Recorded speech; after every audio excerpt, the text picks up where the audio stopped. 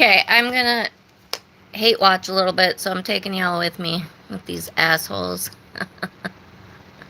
I'm not feeling well, so we'll see how long I last. And there's people in the chat, and I live here because they're in my chat too, who are bodily injury claims adjuster for companies like Liberty Mutual and State Farm and Allstate. And people are like, I would never pay on this claim. Never. But you know what it's going to get? A lot of press. It's going to get a lot of press for these attorneys. And it's a problem because now Waterfall, Stanford, Hercules, and Karen are all on the same team. They're all unite. They're talking about the civil trial, and Melanie Little was a civil attorney, so the fact that she's completely talking out of her ass, I know she knows better. It's so interesting to me that she completely continues to paint herself into a box that puts her in the completely incompetent fucking box on the actual profession that she practiced. It's asinine to me. So, no, Karen Reed does not have the Fifth Amendment right to not speak at a civil litigation. I mean, she does, but they have to give depositions. So, like, that's just the way that civil litigations work.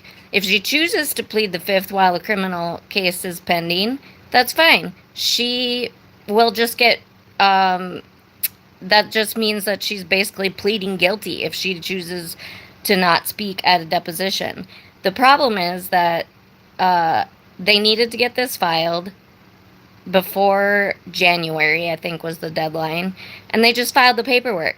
But these fucking idiots have to sit and shit talk them as if they made some horrible choice in bringing the civil case when they did, because they had until January. Just because you don't have to, be to work until 8 o'clock in the morning doesn't mean that you wait until 7:55 to leave every day. I mean, it's like, is that professional? Attorney Melanie Little? And furthermore, the civil case is always about everything about this is about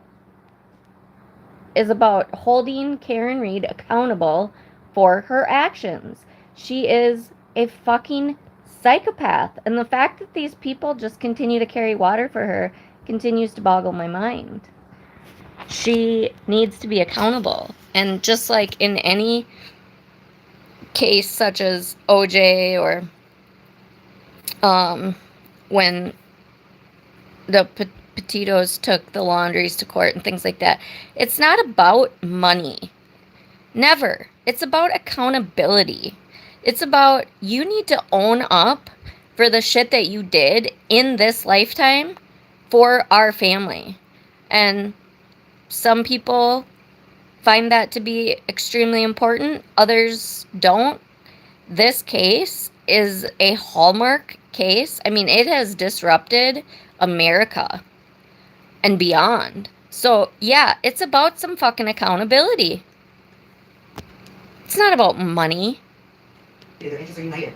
In the civil case, they're all on the same team. We're all going to attack them together. We're going to get depositions and discovery. Like, it's not like in criminal court. You got to make all these 17 motions. Please, let's get this. Please, let's get something to this person, that person, the other person. And then begging, so you're still down. It's not going to get away. This is civil court where everything is game on in a deposition. There are no questions that are objectionable. In a deposition, you can ask whatever you want. And the attorney can object and preserve their objection for the time of trial. But you can ask anything you want. Like, you can ask Mrs. O'Keefe. Okay, Mrs. O'Keefe, so when was the first time after they found your son's body did you have a conversation with Jennifer McKay? And she's going to have to answer that. And what did you say to her? What did she say again? She's going to have to answer that. Did you have a conversation with Jennifer? Yeah, Melanie Little, and you know the answers to all of this. So the fact that you're continuing to spread all of this vitriolic hatred towards the O'Keefes, really, are you trying to fast track your fucking self to hell, like, as quick as possible? Because you are totally in the know. You are being paid to spread propaganda about a murderer.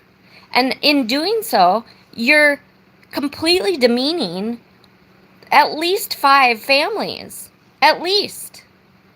And you're playing into the character assassination and the defamation of every single one of them. Whether you come right out and say they're the murderers or not, that doesn't protect you, Miss Melanie Little. You are part of this conspiracy. You are a major part of the problem. And you also need to take ownership of your bullshit antics. So yeah, I don't think Mrs. O'Keefe is going to have any problems talking about that, you know, she didn't like Karen's actions. She told her son. Her son was like, no, we're not going to think like that, Mom. And then she, you know, maybe Paul starts thinking about it, I think, went and looked, vehicle was gone, was like, wait, what the hell? Everybody starts thinking, conversations are had. All of those people started slowly coming to the realization that this man's girlfriend hit him with her car and then left him to die in the snow. Like, I mean, oh, I was gonna say like roadkill or something like that, but you know, the thing of it is like I'm such an animal lover that even that makes me, it's that's demeaning. So it's like I don't understand. I don't understand you. Jennifer McCabe before you got back to Long Meadows? Did you have how many conversations did you have with Jennifer McCabe before Karen Reed got to Long Meadows? Did Jennifer McCabe tell you that Karen Reed hit John with a car? What else did Jennifer McCabe tell you? And on and on and on and on. It could go on for days. Hi guys, I am just a tiny little I am just a tiny little channel. I am thank you for stopping in. I'm just here really for the O'Keefes, and I'm really just trying to shed light on all of the grifting on YouTube. So, yeah, this is going to be a lot of just like calling out their bullshit. So, if you're not in the mood for that, that's what this whole thing is going to be about. Because they're just lying, and these two are two of the biggest ones in the Karen Reed case that are literally spreading absolute lies knowingly, and if not getting paid straight from the defendant, they are making tons and tons of money on YouTube by creating thousands of views, getting memberships, getting super chats, getting cash apps and GoFundMe money and all kinds of fraudulent shit that really, like, they should be. I'm hoping Hank Brennan brings in a RICO charge, because that's really what needs to happen with all these assholes, because they are really disgusting human beings. It's one thing if you honestly believe in somebody's innocence and you're gonna, seek truth. That's fine. That's great. But here's the thing. In this case, we've seen the trial. I've seen the evidence. I've read the court documents. This woman is guilty, and that is not in contest anymore. She has not been ruled guilty in a court of law yet. So, yeah, innocent until proven guilty, but the facts have come out, and it's proof beyond all doubt that she is in fact guilty, and she is knowingly, and there is proof of all of this, and it is going to come out. It's started to come out. People are starting to come out of the fog of the actual brainwash, and I do not mean this in any kind of demeaning way, because the people that they have tricked literally have been brainwashed. They literally have damaged thousands of people in this con. And the people involved don't give a shit about all of the innocent lives that they have hurt, harmed, ruined, marriages, careers, all of these things that have come in the line of fire because of their absolute lies and their scheme to pull one of the worst frauds on the American justice system, which attorney Melanie Little, who is a total bitch, she preaches that she's a victim's advocate, yet she is simping for a murderer, and she is throwing shade on the Boston police officer who was killed's family, and she is degrading all of the other families that were friends with either him or Karen or the O'Keefes in some manner. It is so disgusting. And so, I haven't been feeling well, and I just decided that I was going to do a little hate watch on this. And so I just do that, and I just call people out because it's bullshit, and hopefully it'll get, hopefully people that need to know what's going on. I'm a big believer in the universe, and I'm a big believer in when the student is ready, the teacher appears. And there are a lot of people that have been bamboozled by this fraudulent innocence fraud campaign, which is a real thing. And American citizens really need to educate themselves on innocence fraud. There's a podcast called Roberta Glass. She has dedicated her channel to innocence fraud, so I highly recommend her. There's also a group called Innocence Fraud Watch, and so I also recommend them. They constantly are calling this shit out. It's always when they're doing this is the first time it's been pulled in real time, both before the trial and during the trial, that we are aware of, that I am aware of in American history. It's usually things like what's happening with the Menendez case, what happened in the Amanda Knox case, what happened with the Tennessee Three. There's many, many, many cases. The the guy that the podcast Serial was built off of, he's guilty as fuck too. And the only way that you really know the facts is to get the documents and to actually look at the facts, because the other thing people need to understand is that the courtroom is a fact-finding mission, but there are also rules of evidence. There are ways that people can be asked questions. There are ways that they cannot be asked questions. Sometimes the judge deems things to be too prejudicial that really would, sometimes judges lean way more towards the defense than they should, which, in my personal opinion, I think Auntie Bev has bent over backwards in this case to to to let the defense get away with as much shit as she possibly can, and yet everybody on the Free Karen Reed side is constantly demeaning Judge Bev Canone about her being biased towards the Commonwealth, which is absolute bullshit. And anybody that has any kind of knowledge of the way that the court system works can clearly see that.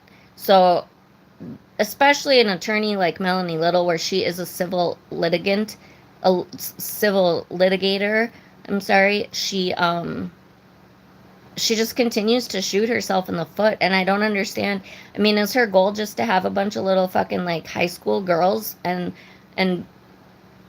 dirty old men that subscribe to her channel because she's just a total sellout, because she's lost all professional credibility in this actual sham that she's been a part of. And I do personally believe that she is getting actually paid to do this. I can't prove that. I'm hoping that people that are more connected can prove that, because I really think that a lot of these people need to be held accountable. And like I said, I really hope that they're going to pull some RICO charges on all of these creators, because 99.9% of the people pushing this propaganda know that it's false. And the rest of them either haven't sought the actual truth, or they don't care about the truth, or they maybe are not very intelligent people that know how to actually read court documents and see what actual evidence is, and what, certain witnesses that get brought in that that claim certain things, and how the defense can have slimy people up on the stand that are willing to tell half-truths or completely tell mistruths. Like, that shit happens all the time. And if you're in the true crime community and or have any kind of interest in real justice and or victims' rights and or justice for victims' families and or truth, like, these are things that would be at the top of your list, but they're not for these people. And it makes me want to vomit, and it makes my blood boil a lot of times. And so I just have to do a little venting. And the whole reason I started this channel really was because I felt so helpless. I still feel very helpless, because I want to help. I want to help the O'Keefes. I mean, I can't imagine the hell that they've already been through, and it's not going to be over anytime soon. And I'm hoping that they're starting to heal, because, I mean, it's just disgusting what they've put them through. But, so I'm going to hate watch a little bit. Join me if you'd like, and if not, then thanks for stopping by, and here we go. So, supposedly category, but I don't know if we wish for it in plaintiff, because all of those people who they think are now their friends are all going to be brought into this as defendants. And they're not going to be happy about it. Yeah. Chloe. They're going to be able to find out where Chloe is. They can do a deposition of the person who got Chloe. They can do depositions of anybody they want. Well, that's what I mean. Is that since this was filed, the first thing that came to my mind, the questions that I started to ask myself was, well, is this actually good for the O'Keefes, or is it even better for Karen Reed in the grand scheme of things? And all signs point to it being better for Karen Reed in the grand scheme of things. Now you gave all signs point to yes. Right. Yeah, because now what the judge has decided, because Karen's defense team moved for a stay, so which essentially freezes the civil action until after the criminal trial is over, not only did the judge say, we're going to give you a 6-month stay, but only if it recruits Karen Reed. So Karen Reed can't be deposed prior to the criminal trial ending, but all the other people can. Right. It's like, I mean, you're a more fair judge. Like, wait, ding, ding, ding. Right. I just don't see what like, and also another reason why I think that this is Commonwealth driven is because this sounds like another harebrained tactic by the Commonwealth anyway. It just fits right into their MO. You know what I mean? Like they have. Okay, so the Glare thinks that the Commonwealth is working with the O'Keefe family to try to get more evidence against Karen for her criminal trial, and that was the whole fucking motive behind the civil suit. The civil suit was always coming one way or the other because it's just another fucking layer of accountability to this literal psychopathic woman. I mean, and the reason that I feel that I can say that she is psychopathic is because if you are okay, look, I've done a lot of research, so you can believe me or not, it's fine, but I know that this woman hit John O'Keefe. She caused his death. I am 99% sure that she did it on purpose based on the evidence, because nobody is going forward in their car and then decides to throw their car in reverse with 75% of the accelerator pushed down, 24 miles per hour, 64 feet in reverse, people. Try it, okay? People don't do that by accident, okay? So whether she bells and whistles are going off in the car, she's got anti-lock brakes, she's got a Lexus SUV with all the bells and whistles, okay? There is no fucking way that this woman did not know that she hit Officer John O'Keefe. There's just no way. And then she drove away. I don't know. Did she stop and look? Did she just fucking scoot out? I don't know how I don't know. But hopefully that this new chip data that they get off of her vehicle gives us the roadmap of what the fuck she did, because it's disgusting. Because any way you slice it, even if you want to give her the benefit of the doubt and say she didn't know, fine, go with that. But at some point, she did realize that it was her. And there is absolute 100% proof that she has been the mastermind of this conspiracy. And you don't have to believe me right now. If you don't, that's fine. If you're just curious on my perspective, great, hear me out. But I promise you that this shit is going to be in court record. I don't know how long it's going to take, but it's already starting to with the Turtle Boy trial. Certain people that have been entrenched in this conspiracy, and it is a conspiracy, but it's a conspiracy on the side of the defense team.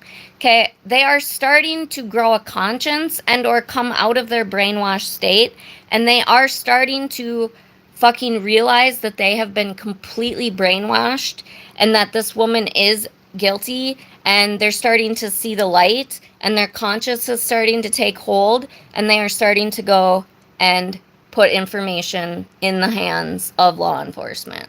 So it will be revealed. Hopefully all of it is revealed, because this shit goes all the way up to the U.S. Attorney Josh Levy. Abso-fucking-lutely, 100%. That fucker needs to be held accountable as well. Okay? As do the ARCA guys. They need to be held accountable, and they should be, I hope they're reprimanded by their company, because there's absolutely no excuse for that shit. They are professional, and they have the knowledge, and they are obviously overly qualified to do what they were hired to do, yet they didn't accept any evidence from the Commonwealth, and Josh Levy did not give them any information except the cherry-picked information that the defense team gave Josh Levy to give them. That was it. Their specialty is in tech stream data, which is what is in Lexus and Toyota vehicles. In order to understand what happened in a crash reconstruction, you need to look at the tech stream data that comes straight from the car. I don't give a shit what way you're trying to look at this. If you are seeking the truth, then you need all of the evidence. That is what an investigation is. So if they're trying to prove or disprove, and by the way, I beg you all to do your own research. Look it up. Study. Ask lawyers, ask investigators, ask anybody who has any experience in any of this shit. Can you definitively say, has it ever been stated as a fact out of a credible professional's mouth that a person that was laying on the side of a road absolutely was or was not hit by a vehicle? Because I don't think that that has ever even been stated in the history of crime before. I have never heard, and I don't think that that's actually what they said. They probably said that it was not likely. They determined that it didn't, it wasn't probable. I don't know. And if they did say 100%, which I do actually think Dr. Wolf did, and that's why he disgusts me so fucking bad, because he was so arrogant and such a fucking arrogant prick, and he knew exactly he was there for clout. He was part of FKR. His wife was part of FKR. All of this shit came out after the trial. So your crash daddies that you fucking depend on so much and you fucking love so much are dirty, dirty, dirty, dirty, dirty. That guy is dirty. And if he has any integrity, then he will accept the actual evidence from both the defense and the prosecution, which they have. Both sides have all of the evidence, right? So they should be able to hand over all of the evidence. So if Arca is going to testify again, guess what? They're going to have to look at all of the evidence and come to their new conclusion. It states that right in their contract, that if they are given further evidence, that their determinations and opinions are subject to change, and they refused to take in any more information. The Commonwealth tried to give them information. Once they got the information that they got, they tried to give it to them, and they would not take it. That is not honest. That is not intellectually honest, and that reeks of corruption. There's no fucking way to sugarcoat that shit. They make a move, they have the intention of resulting one way, and then it backfires and has a pricing effect. And this happens every time. It's not like this is just what Morrissey seems to consistently do. Hey, J. Ray, I hope you do. I'm so excited for you to do that, because you will. Trust me, you will. One day. Hopefully before the next trial, but if not before then, you will see it in the next trial. Trust and believe that. I mean, that's assuming that Marcy's got any control over this plaintiff's lawyer, who I don't know who he is, but look, plaintiff's lawyers aren't in it, so, they're No, going to this unless until you get paid. But I think he's working closely with the accused. I mean, maybe. I have no idea whether that's true or not, but. I don't either, but I mean, I just. Well, you don't know the law. I think I'll think it's fair to assume it, or at least entertain the likelihood of it. I think nothing is surprising at this point, right? Right, yeah. Except, look, Marcy doesn't try cases. I don't think he's ever tried a case from what I hear. So he's not a trial lawyer. So he would know that this is never going to be allowed. Karen That's right. has a constitutional right to plead the fifth. And they cannot force her to testify in another case when she has a criminal case pending. See, this is the shit that really pisses me off, because she's a civil litigator. Like, no, they can't force her to testify. But if that judge wanted to, he could say, no, I'm not putting this on pause. You must give your deposition. She does not have a right to put that on pause. It's not a right. It is her right to plead the fifth. If she chooses to plead the fifth in a civil litigation, guess what's going to happen? It is automatic found guilt. If there's a reason for you to plead the fifth when you're sued civilly, that means that you're saying, yeah, I'm fucking guilty of what you're accusing me of, and I refuse to fucking put myself through the torture of all this questioning, and therefore it defaults to the plaintiff. That is a fact, Attorney Melanie Little. So, no, she is not protected by the Constitution of America to not give a deposition just because she has a criminal trial waiting. But because she has that criminal trial waiting, the judge usually errs on the side of caution and will say, well, no, I'm not going to make you give a deposition before your criminal trial. Now, given the set of circumstances within this, that there's two major things that come to mind in that. A, I'm glad that he did that, even though I think that, so in this case, I think that the O'Keeffes, if ever there was a case where a judge could say, you know what, I don't really give a shit that you don't want to testify. You have wreaked havoc on the police departments, all of law enforcement, the judiciary, the American justice system, this community, the country, the world, all the people that this has affected, you have caused because of your fucking mouth, because you want to fucking talk about everything to everybody except when you're in the courtroom. That's the only time you don't want to talk, when you are under oath. So you know what? You are going to give your deposition because you clearly are putting out all this information. I mean, she has talked to every fucking media thing that she possibly can, except Nancy Grace, who's the one I want her to talk to.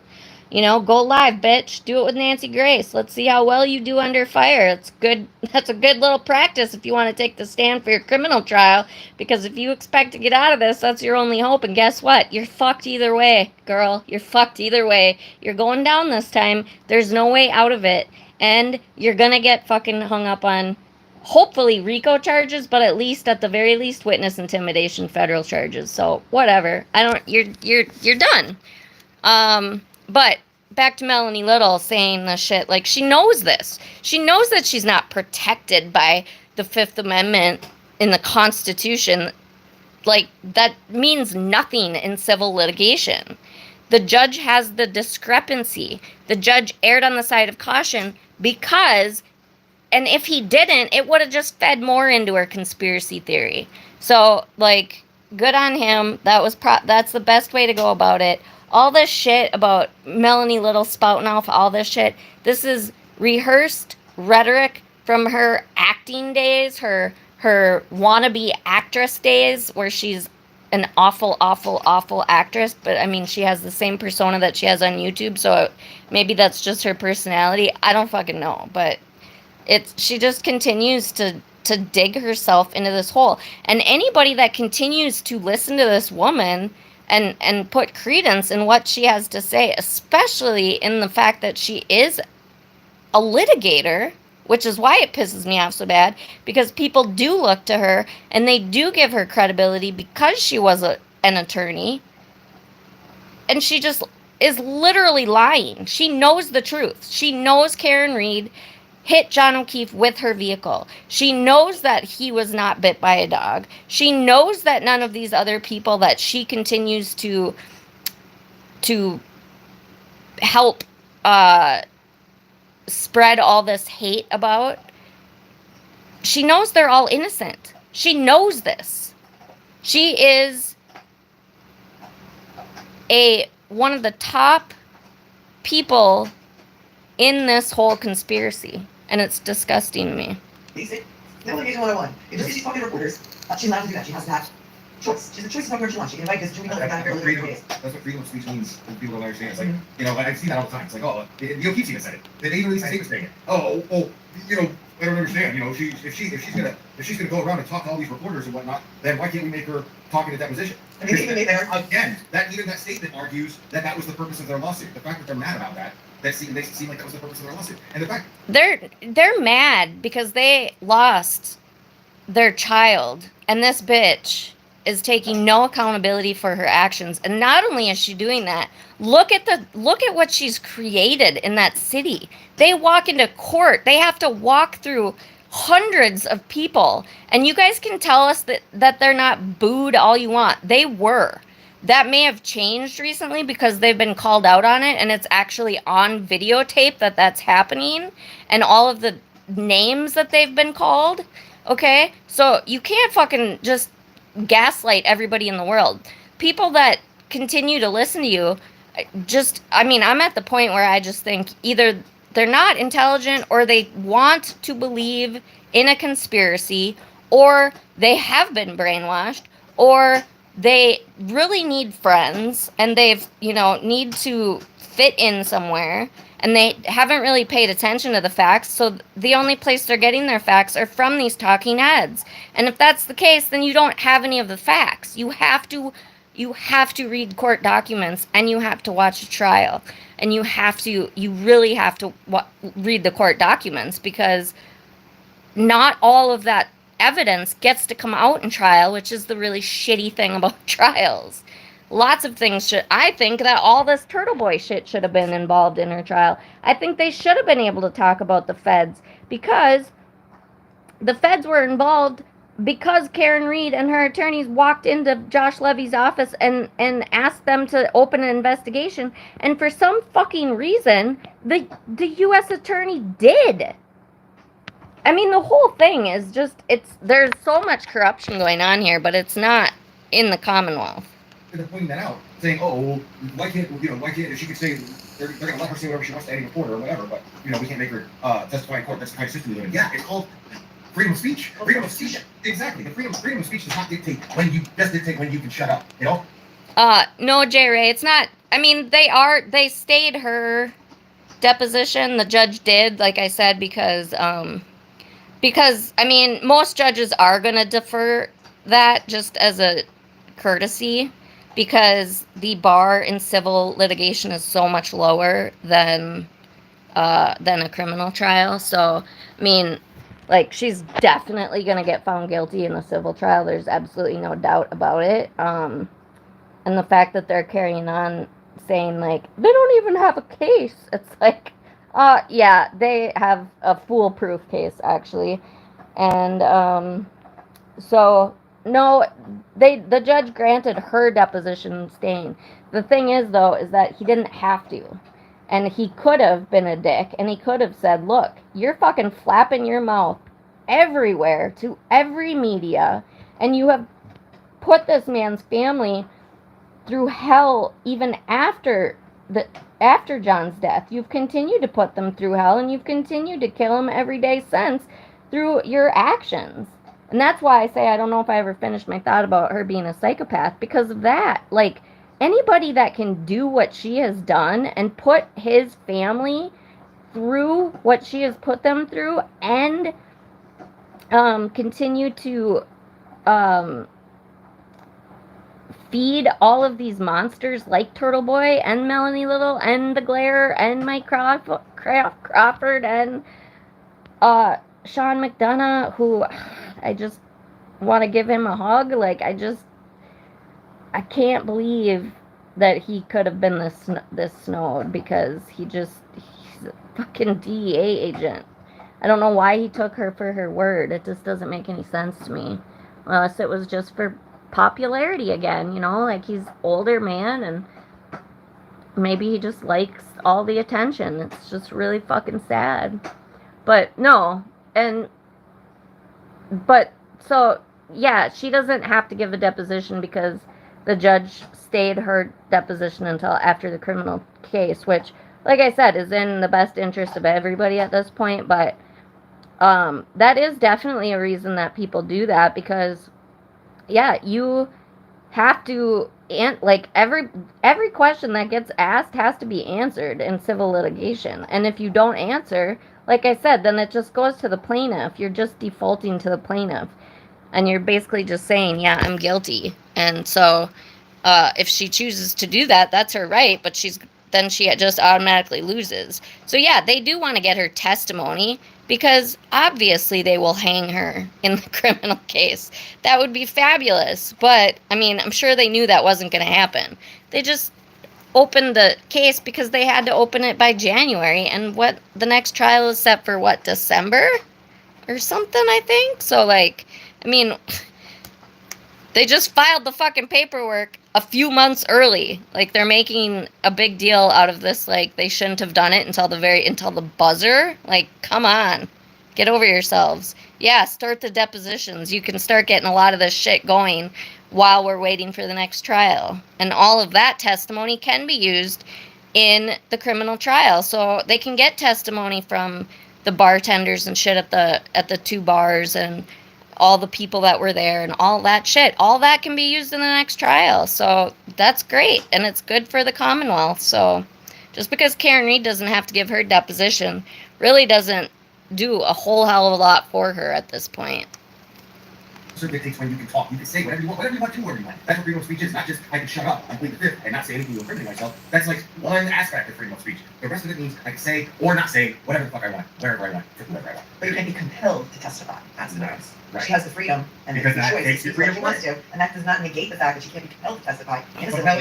Right, Melanie, but in your experience as an attorney, since you're such a fucking professional, if you have a client that is going to go on 2020 and Nightline and all kinds of podcasts and all kinds of different radio shows and go out to eat with all these people and have all these interviews with all these people, then refuses to give testimony in the court of law after mounting this disgusting defense. But again, if it's so fucking true, and if she was so framed, then why wouldn't she be so eager to get up on that stand, just as eager as she is to say what she's saying on every other platform in the court of law? That has to be a big red flag in anybody's mind. And Melanie Little is such a fucking grifter and wants to absolutely dig herself into this hole that she continues to push this shit. Like, great, I'm glad that you're standing up for people's rights, but you can't sit there and say that you actually believe that she is innocent, A, because you know for a fact that she's guilty, B, because it's very probable that you're actually getting paid to do this, and if not directly, then you're obviously getting revenue in very indirect ways that you've probably protected yourself because you are an attorney and you know how to fucking pad yourself against lawsuits, I'm sure. So good on you, but you're definitely a grifter. You know the truth. And even if you didn't, then your fucking brain has to say to you, like, yeah, she probably shouldn't be talking to every Tom, Dick, and Harry in the whole fucking world if she doesn't want to fucking testify. It'd be a different story if she got up on that stand and testified as well. But she chooses not to. The only time she doesn't open her fucking mouth is when she is in the courtroom.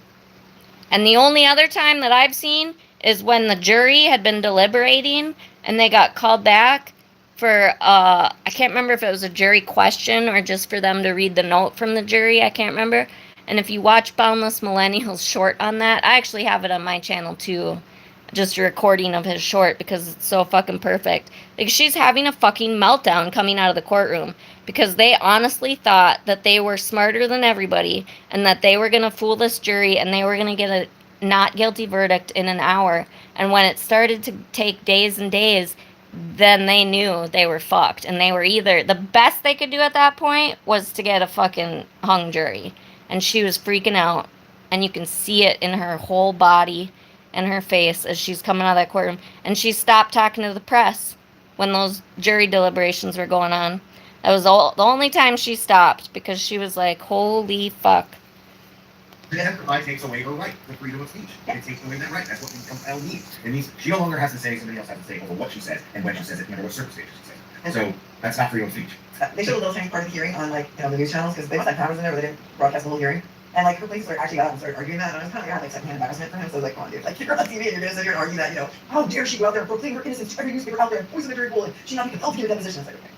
It was so basic that it was kind of embarrassing, and I think he was a judge kind of like wants that. I really think that you should be embarrassed, Miss Attorney Melanie Little. It's pretty disgusting what you do.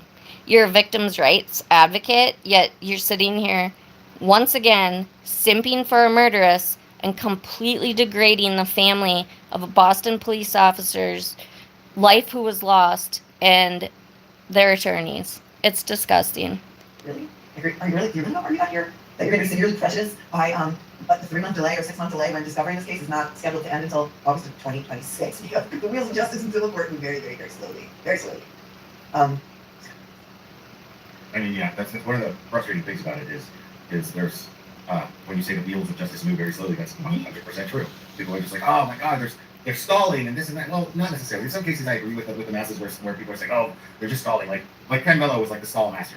He was absolutely stalling. You know what I mean? But in most cases, it's just there's details. There's okay, well, a lawyer might have the cases that they're working on, and they need more time to go over certain evidence, or they just got brought on to the case because there was a problem with the last attorney, or they didn't have an attorney before, so there has to be time, and so they have to push the dates a little further and whatnot. But everything revolves around okay, well, in order to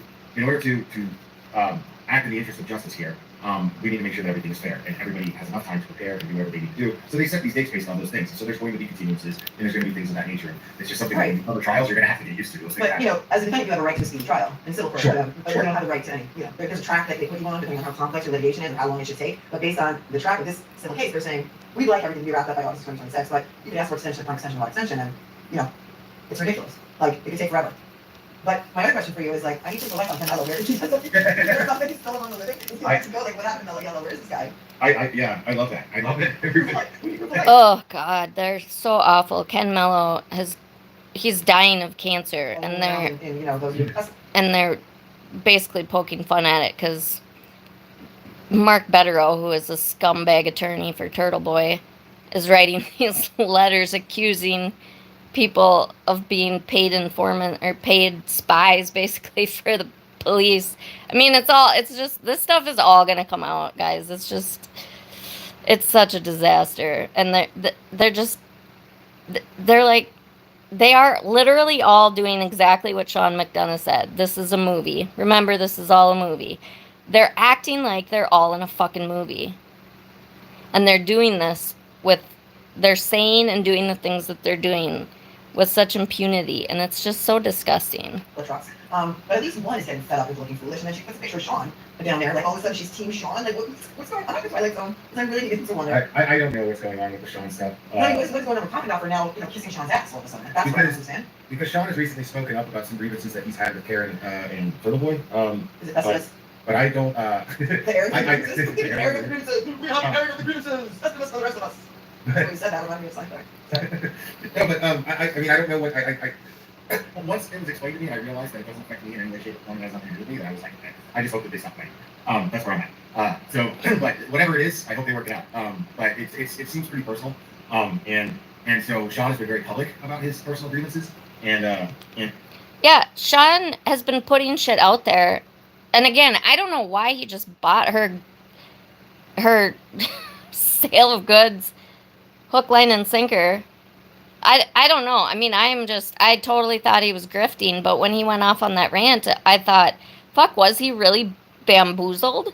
Because he was gonna fucking burn everything down, but everybody gave him a bunch of support because everybody loves Sean. You can't not like the guy, even though he's doing some awful, awful things and saying some awful things. It's like, it's really hard to just really work up too much anger about the guy. I mean, he's just like a sweet old grandpa guy, but like, I don't know. I go back and forth whether or not I know, but it's just like, clearly she's lied to the guy.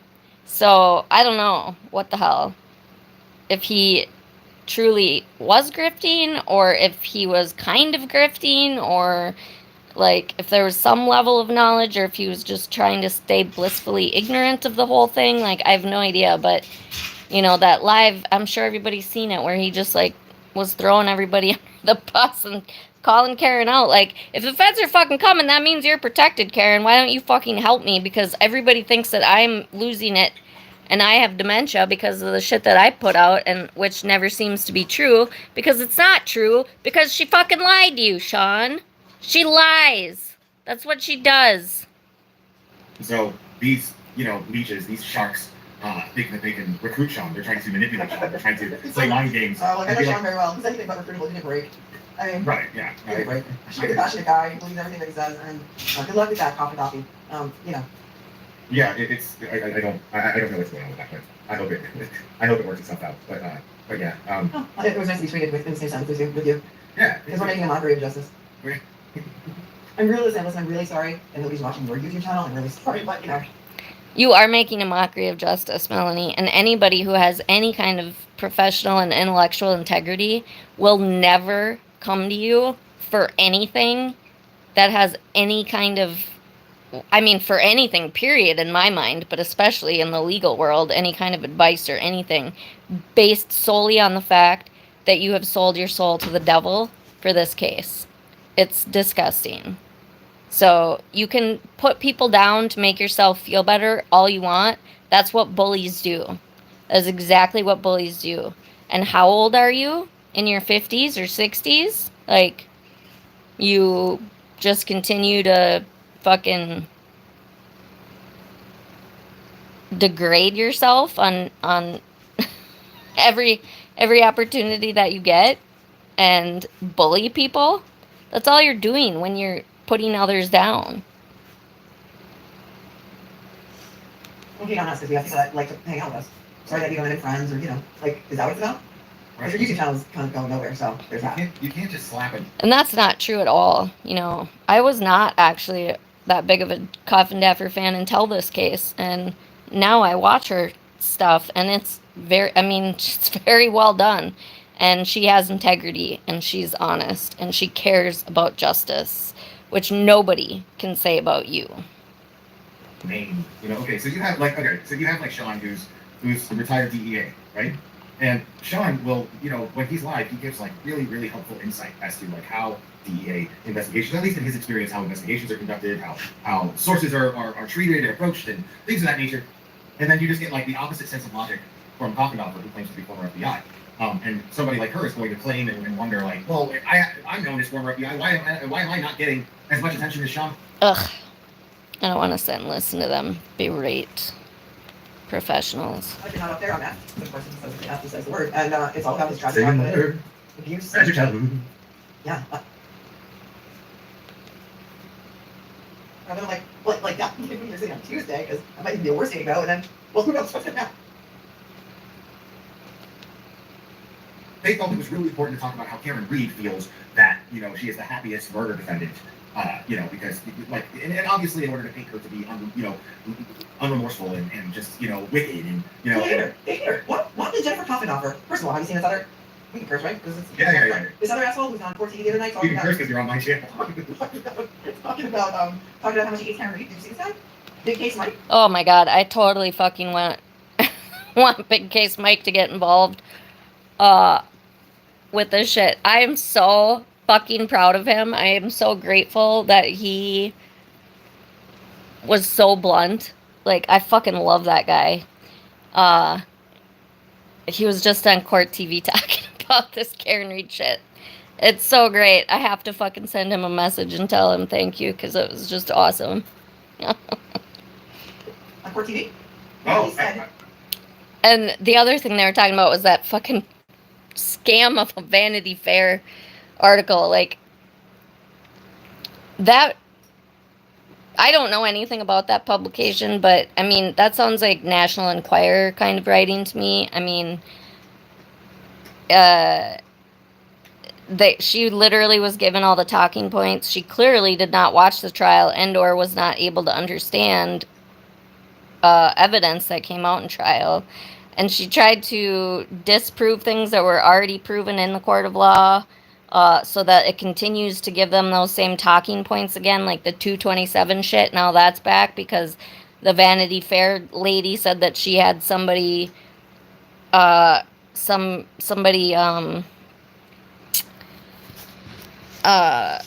other professional look at the phone data, and he confirmed that 227 call did happen, blah, blah, blah.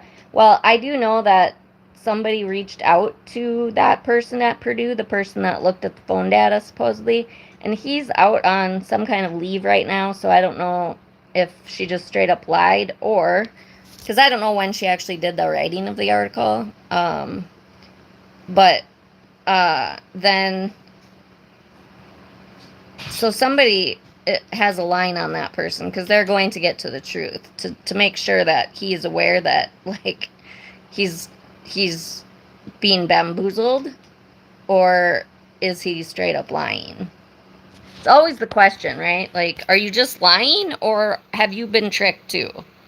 Because I can't believe that any intellectually honest person in that field could honestly think that took place when it did, unless the defense has a printout that looks different or something, because if it's listed as a wall file, then I think anybody in that field would know that a wall file is opened when the window is open. And if you continue to go back, like if you're using Google and you never clear your phone out and you have 57 windows open, like, it's going to read back to the time that you originally opened to Google something about dog diets or something, but you're really Googling first aid at 6:30 in the morning, but you were Googling, well, in Jennifer McCabe's case, she was Googling her daughter's basketball team at 2:27.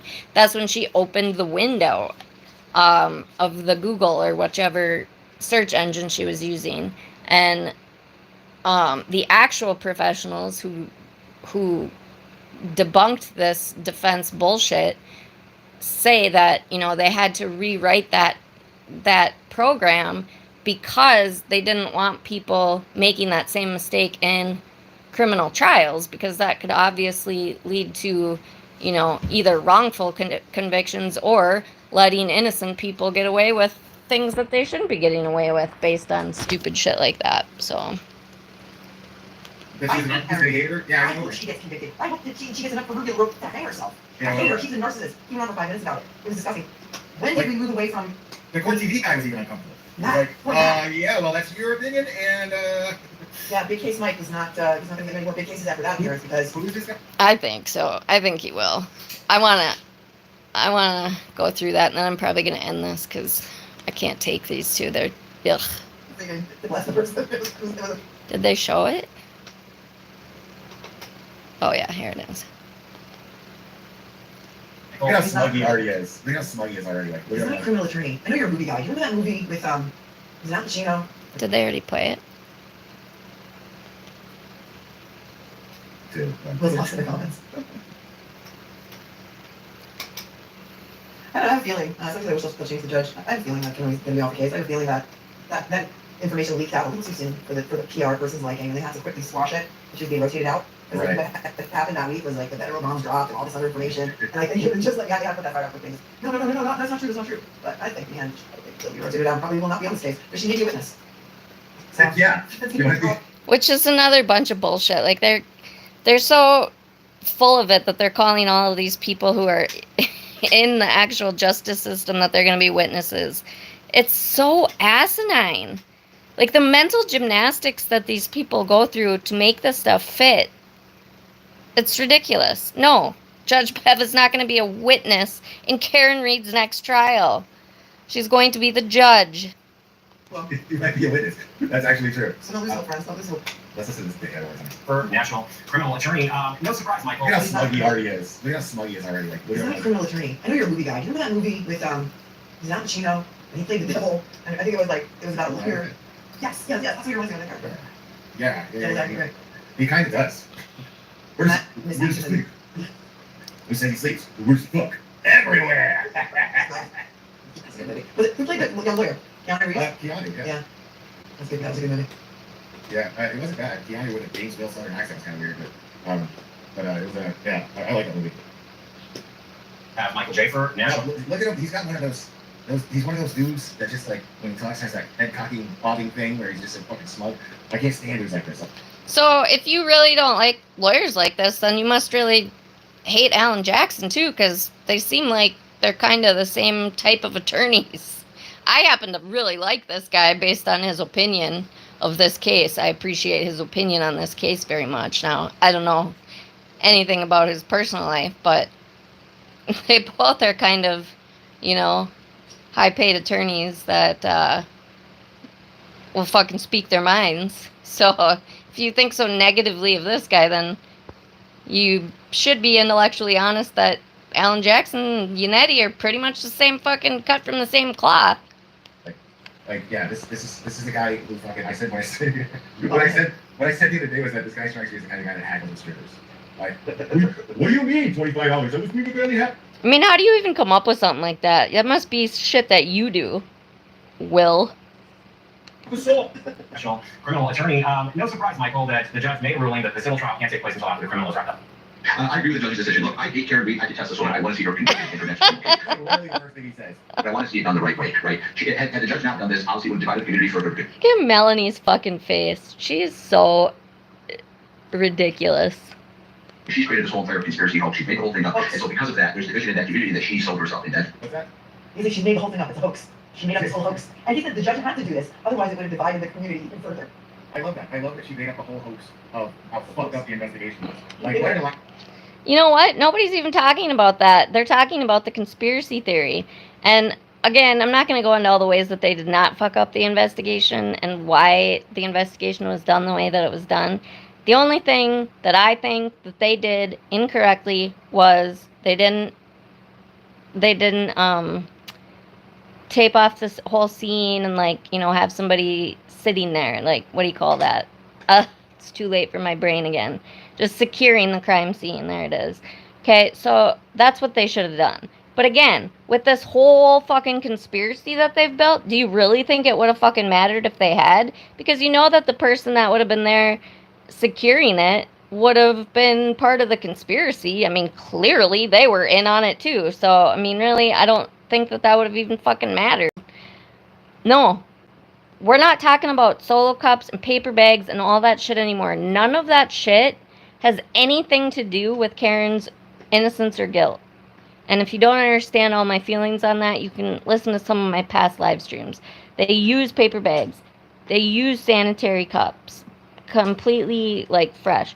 They went about trying to get the blood before the blood melted into the ground or into the snow, and the evidence was lost. They were not crime scene investigators. They did that to try to preserve evidence. They don't have the evidence equipment, that's not the right word, utilities like the bags and the things that they need to do that. Now, they thought that he could have gotten a fight. So they wanted to make sure that they got the blood from the scene in case there was a fight and they got somebody else's blood. Okay, so they did that. Did they have the right equipment? No. If they would have waited for the crime scene guys to get there, they weren't going to get called in until after John O'Keefe was passed away. And, like, the whole thing, I mean, it's just, you have to be completely naive to how actual investigations work to be able to say that this was, to be able to say that everything that they did was such a joke. And it wasn't a joke. They were trying to do the best that they could given the circumstances of that particular situation. And really, they didn't do that much too crazy. But yeah, I mean, if you don't study the case, then yeah, throwing out shit like collected blood in red Solo cups and used a paper bag and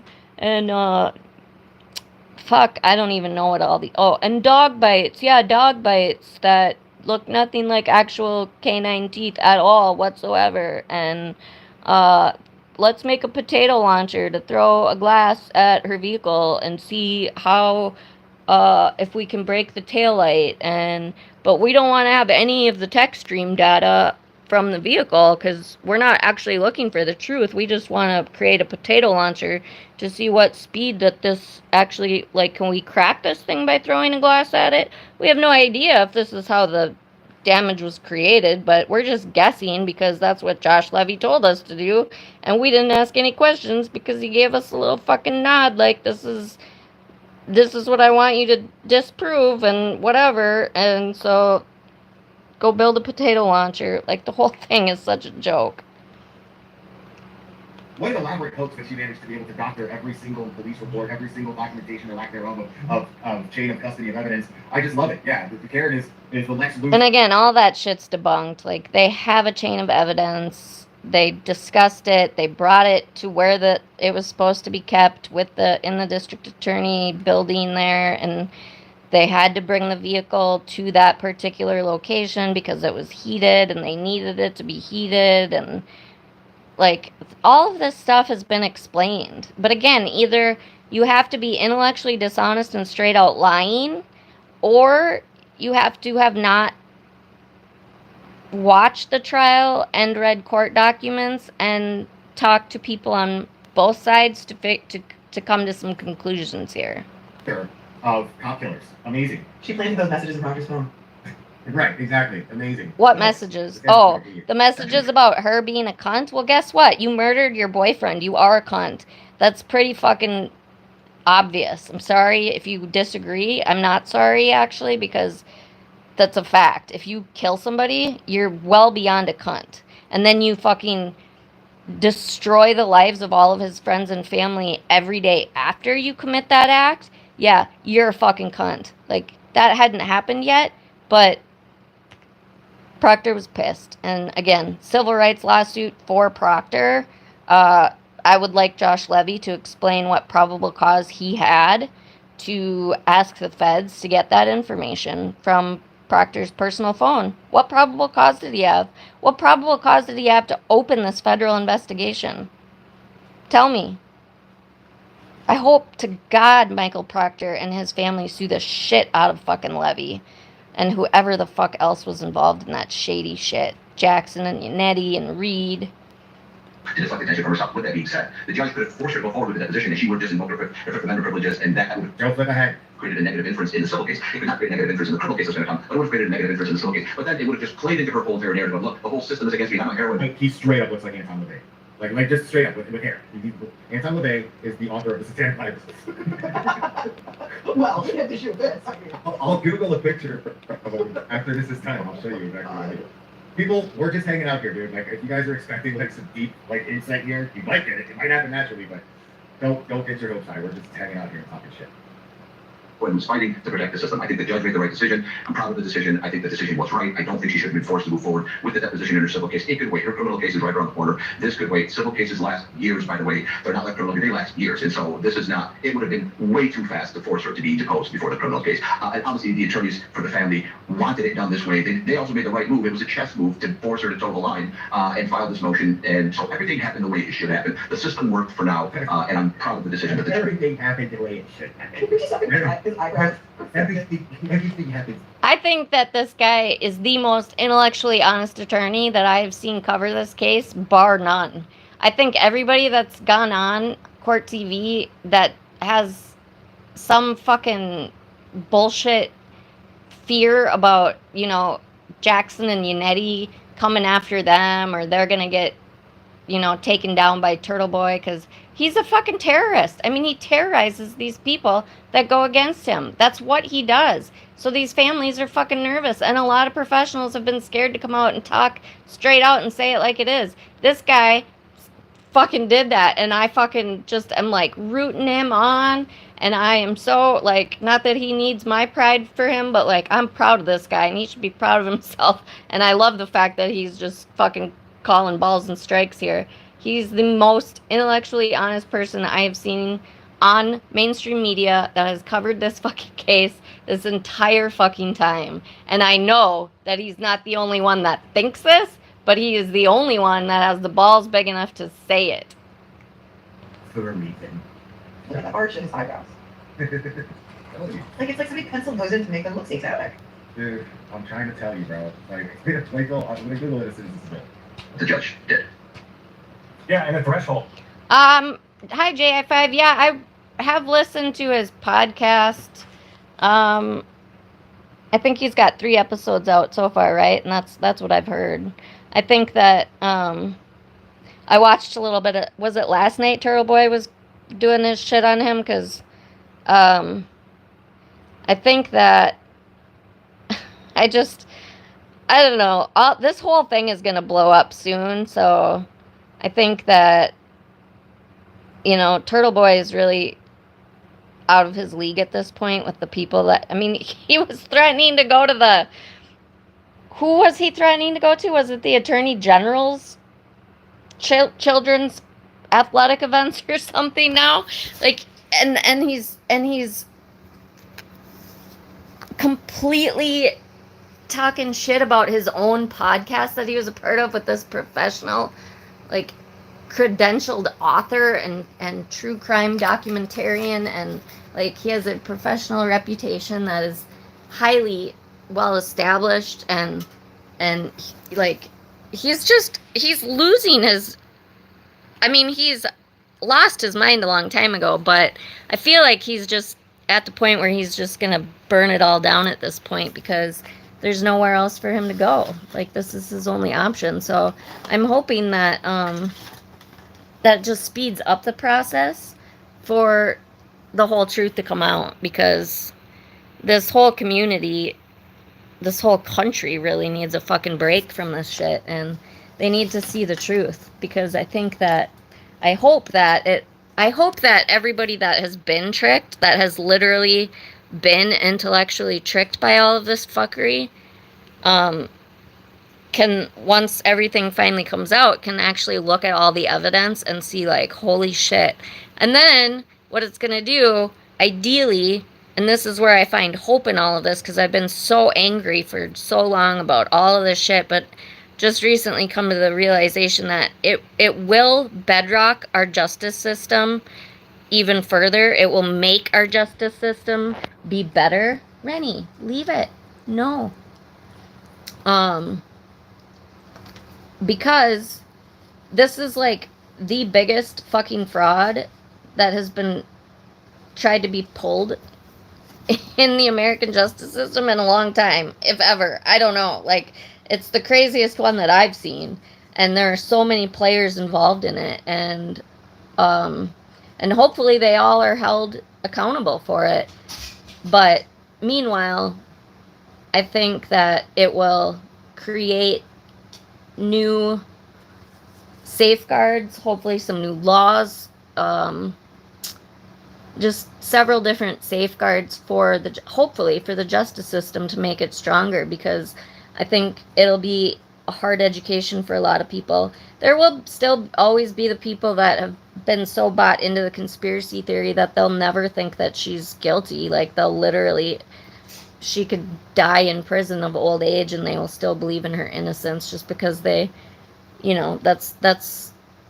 that's what you, I mean, if you really want to believe in something that desperately, you will, and there's nothing that you can say that'll change somebody's mind. So the evidence is there. It's out there. I mean, there has been a trial, and yeah, it wasn't presented in the most straight line, clean cut way that it could have been presented. So I get why, plus I think there was absolute jury tampering. I think there was FKR people on that jury.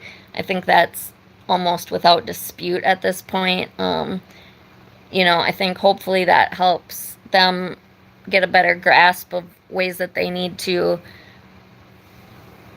investigate their jurors and how to legally go about, I don't know. I mean, I'm not a lawmaker, so I don't know how that's going to be done, but obviously there needs to be a way that people can be checked out before they get put on a jury. And if you say that you're not, that you haven't been following podcasts and shit like that, that can be proven or disproven or something. I don't know. I have no idea how to safeguard juries against that, other than, in my opinion, that we have professional juries. But at the same token, I mean, you can still have corruption in professional juries, just like you can have corrupt judges and corrupt police officers and corruption in any kind of profession there is. So, I mean, you're always going to be fighting against that. But I'm hoping that there are some big lessons learned all around from this.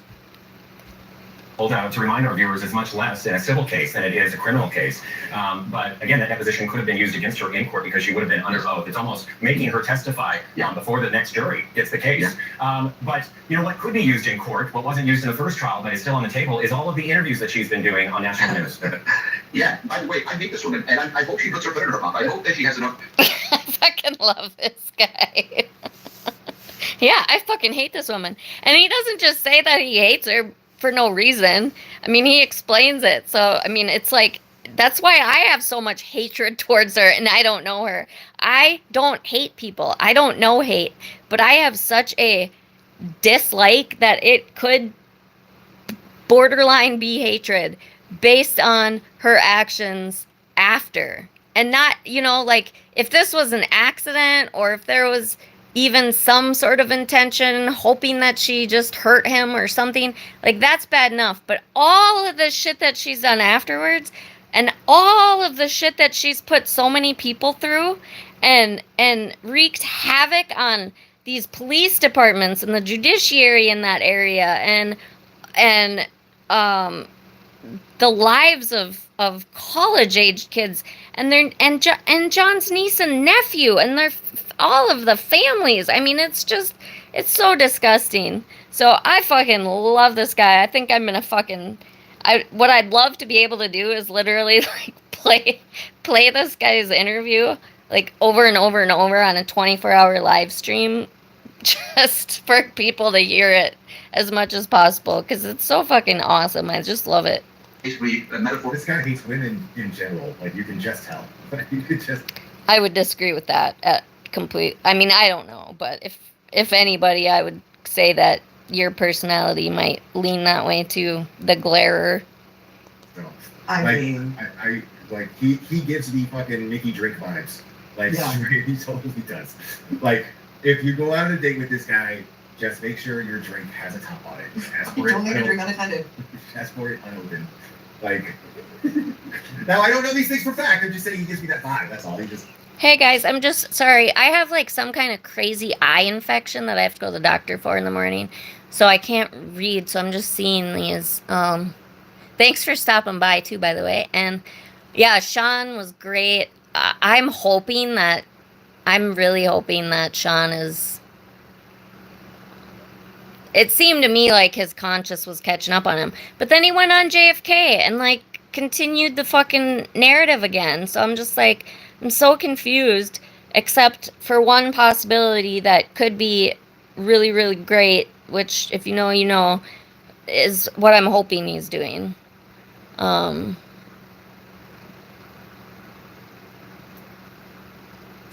Natalie, that Turtle Boy made her angry. She could blow the lid off the whole thing. Turtle Boy. Who mentioned Natalie? Turtle Boy? I thought Natalie already did, didn't she? I'm so confused on who Natalie is. I know that's what Sean was talking about the other day when he went off on his shit. So, if she's KR's ex-friend, why wouldn't she blow the lid off the whole thing? I mean, doesn't she know that Karen is lying yet? Like, is she that bamboozled by all of this? Especially if, like, Karen Reed blew her off? I don't know. They all called him. I think she knows more. Because who all called who? JI5? They all called him. They all called him. Let me see. They all called who? Sean? Or Phelps? I think Phelps got bamboozled. I really do. I think that he, you know, fell into this whole... Because like I said, you know, I was invested in the Idaho 4, so I wasn't paying attention to the Reed trial stuff until the actual trial I watched. And only then got into it just because there was absolute crickets in Idaho. But I think that because of the way that, you know, defense can bring out all their shit before trial. Prosecution cannot. Prosecution cannot talk about ongoing cases, upcoming cases, anything that is not settled litigation.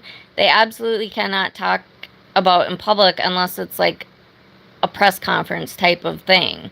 And so, and the other thing that these guys don't ever say is that, you know, and Michael Morrissey, I keep spiderwebbing, you can tell how tired I am.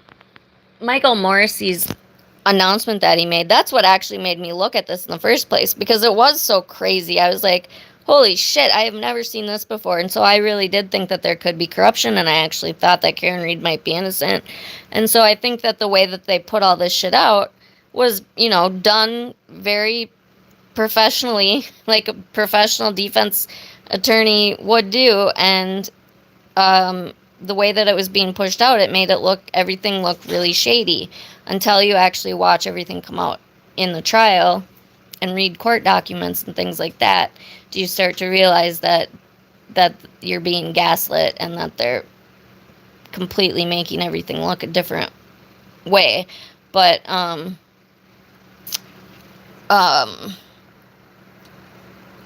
forgot my point.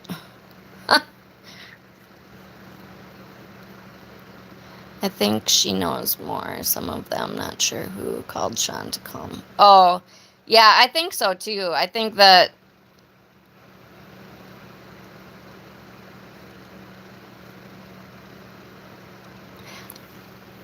JI5, which news is that? I did watch his thing tonight. I'm trying to think of what his main point was, because I feel like it was something big, but now I'm so tired I can't even remember what it was. I think he said something about, like, that the tide was turning and people were starting to bring shit out, right? But he was very limited in what he could say. Oh, yeah, good. I mean, I feel like we knew that. I mean, I feel like I knew that already from somewhere. I don't know where, but I think that was. I mean, if they were going to bring this case, they had to. They had to get. Really, what they should have done is made the ARCA fucking people take all of the evidence and then come to court again. And if it wasn't the same guys, fine. But have a different team look at it at ARCA, because they are really good fucking professionals.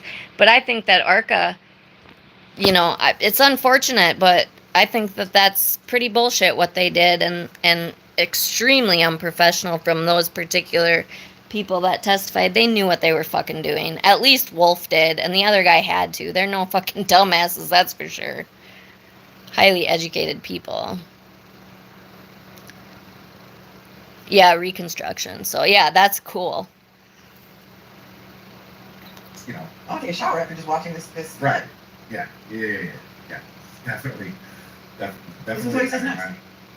Before LaRoe to basically hang herself with her interviews. She's a narcissist. Again, these are my opinions, obviously, not that of anybody else. My opinion is she's a narcissist, and she's worried about one. It is my opinion too, Big Mike.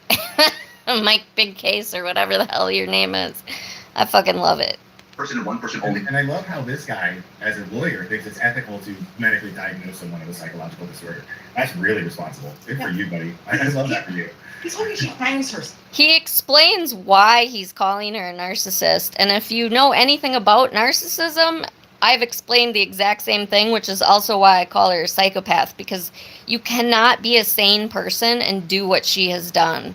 You not only took the life of your boyfriend, but you threw his family and all of his friends and the whole community into this crazy, fucked up bullshit that continues to hurt them every single day. You cannot be a person with a conscience and a clear soul and do that shit. You just can't. That's psychopathy. And absolutely psychopaths are narcissistic. So, absolutely. He's just not quite taking it as far as I did. But I stand on it. I am not a psychologist. However, I would be willing to bet pretty much anything that if a psychologist sat down and did an intake on her, I'm pretty confident that they would come to that conclusion. With her metaphorical role. Okay, not only does he not realize that doctor said, I wish he would just kill herself, but Sandra Birchmore also happened in the same community, a woman who actually was hung by another cop. So you know what? Your little metaphors are maybe a little bit misplaced and kind of gross. How about your fucking head honcho, Turtle Boy, and all the nasty things that he said about Sandra Birchmore? Huh? Why don't you call out your own fucking people's disgusting shit? He's calling it like it is. Maybe he didn't take all of that into consideration because his whole life doesn't revolve around Karen Reed like yours does, Melanie Little. I mean, how much money have you made off of this? How many episodes have you done? You built your channel. You built your channel off the back of a murderous and harming a Boston police officer's family. That's what you built your channel off of. You are disgusting. You call yourself a victim's rights advocate. It's disgusting. This context, sir. He totally has a VIP card at the strip club. So he's peacocking. Only So care. peacocking, like, I'm not saying she's that thing because of the fact that she defended herself and she pled not guilty and she vigorously defended herself. Everybody has a right to do that. That's not at all the problem. The problem is when you defend yourself, but then you lie and you blame an entire community and a police department that has been riddled with this whole controversy to do that in order to deflect attention from your. So, she lied about Proctor. Justice for the She kids. lied about. She lied about the investigation. She lied about the solo cuts. She lied about everything, Claire. Will, she's lied about everything. Literally, if a word comes out of her mouth, it's not true. You literally think the opposite, and that's the truth. That's all she does. She has concocted this fucking fairy tale movie that she thinks that she's a fucking lead actress in, and she might have actually convinced herself that it's true at this point, because she's like a method actor, and she's literally become the person that she created in her fucking mind. I mean, it really could be that far of psychopathy. I don't fucking know, but I do know people that that have went off the deep end and literally believe their own lies. So He's a cop. Right. He lied about the Stop and Shop bags. Mhm. He lied about the 3 liters of blood that was never recovered. And the 227 search and the butt dials. yeah, and you're 227. Yeah, that was a lie. It was proven in court. I don't care if you're stupid Vanity Fair, aka the fucking National Enquirer, ridiculousness of a person that wants to call herself a journalist. She obviously did not do any fucking journalism because she told one side of the story. And then she says, well, we reached out to the Commonwealth and we reached out. Like, the Commonwealth can't fucking comment, you dumb bitch.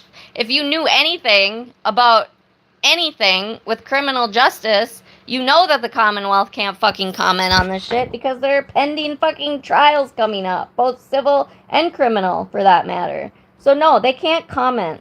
So by throwing in there's no comment, like, you're just showing how dirty you are.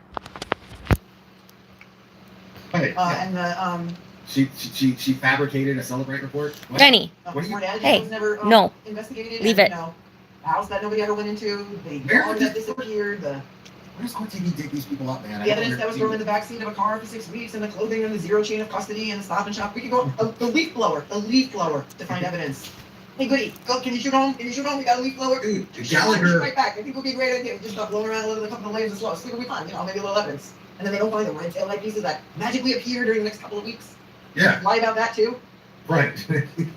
It's so It's called snow melting and things appearing because snow melts. That's what happens if you have like dogs. I tend to find dog toys when the snow melts. I find perhaps some cups from when I had bonfires the summer before and didn't pick up before it snowed.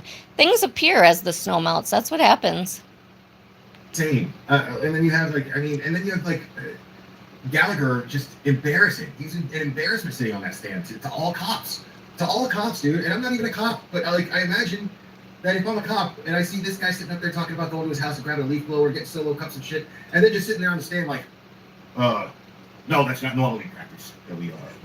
How about Officer Sergeant Buchanan? Is this a fair and accurate representation of the way that Karen's car looked inside the tally board on the morning that you were there? Yes. Oh wait. It is. And you fucking know exactly what it is because you do a podcast and you know what introverted cameras do. That's the way that it is. Like, you guys have made such a big deal of this for so long, and it's just so ridiculous because they were not trying to pull the wool over anybody's eyes ever. It was a true and accurate representation. Buchanan didn't even fucking realize that it was backwards, first of all. The only person that noticed it immediately was Karen Reed and her freaking attorneys. And my guess would be because they saw it and they were hoping that they wouldn't correct it. It's a mirrored image, and you've seen it on your own damn show when you go live sometimes. It happens. A second, on Cross. Isn't that actually inverted? Yes, but didn't you just say it was a fair and accurate representation of it? I don't recall. And this whole Michael Proctor was by the taillight. Guess what? He's the lead investigator of what they are thinking, clearly at this point, as they've gotten a warrant to seize her vehicle, is a hit and run death. So what do you think the lead detective is going to do? Do you think he's going to look at the evidence, which is the taillight, which is the back of the vehicle, where the damages that potentially came from when Karen backed into him? I mean, where is he supposed to look? That's his job. So, yeah, of course he's corrupt because he's looking at the evidence, and the only time that looks weird when a detective looks at the evidence is when they're corrupt. So all of this just plays right into their little fairy tale of a cover-up. But again, you have to do so many mental gymnastics to believe that all of these people are willing to go to prison and put their lives and their families' lives on the line. For what? For what? To save 1 or 2 people? No. I'm sorry. You're not going to get 80 professional people to lie and also to convince his family to pervert the course of justice and not pursue the actual person that killed their loved one. They're gonna go ahead and cover up and help the people that killed him get away with murder. That's what his family and his loved ones are going to do. I mean, it's so ridiculous to me. Did she make that up too? Did she doctor that video? Because somebody did. It wasn't Karen. It's just so funny that this guy, like, I mean, dude, I understand if you're just going up there flooded stuff. You know, I'm a guy in my attic and I don't know shit about the law. And so I'm going to run my mouth and say, oh, it's irresponsible shit. He was their expert for a while. He was their expert. But he's a legal expert. He's up here just, like, talking out of his ass. It's like, court TV, what are you doing? Like, guys are who vets these people? Yourself, so that you don't get pulled over that night for a drunk driving and go to jail for a felony for driving, and even if you accidentally hit John O'Keefe, but you were so drunk that it becomes a felony that has mandatory prison sentences.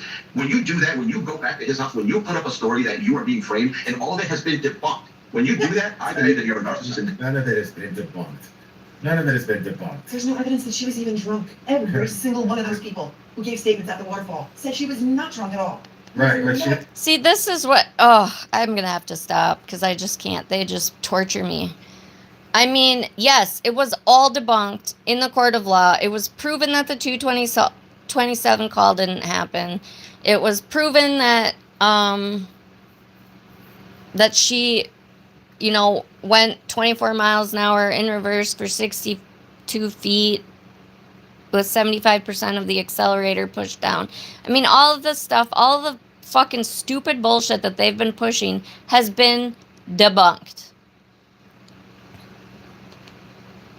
at least that she didn't. Oh, and there's no evidence that she was drunk? No, not the whole 9 drinks, I think, that she had in like an hour and a half or 2 hours. 7 drinks in an hour and a half, I think, at the first bar was the number. I don't remember. Something like that. That doesn't prove that she's drunk.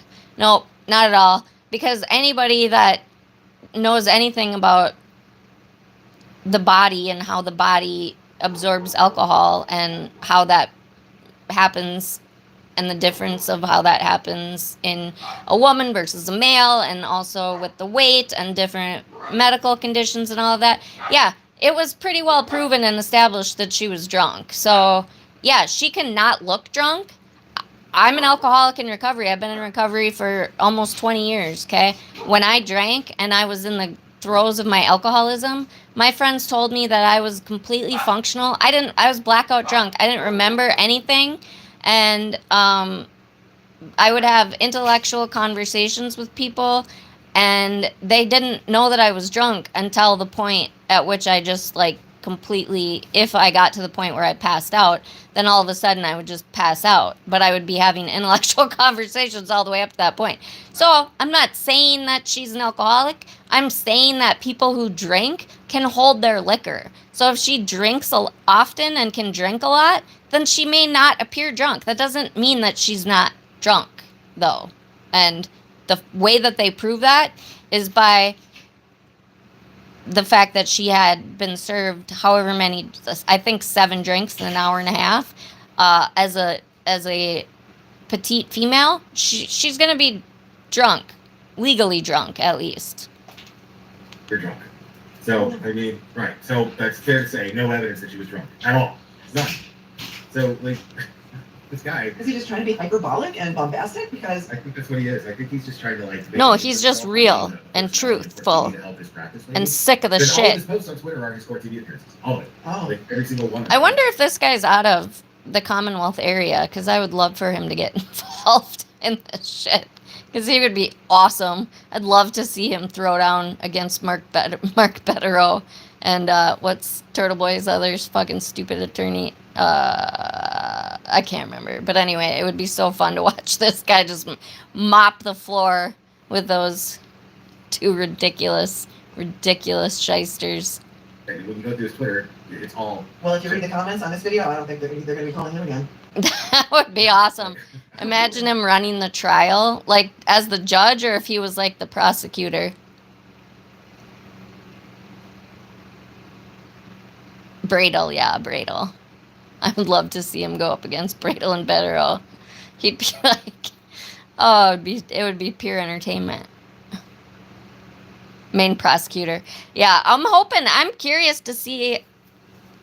I think Hank Brennan is he's gonna do it classy though. This guy would be dirty. He would I think he would play just as dirty as Jackson and Yannetti, which would be, it would be,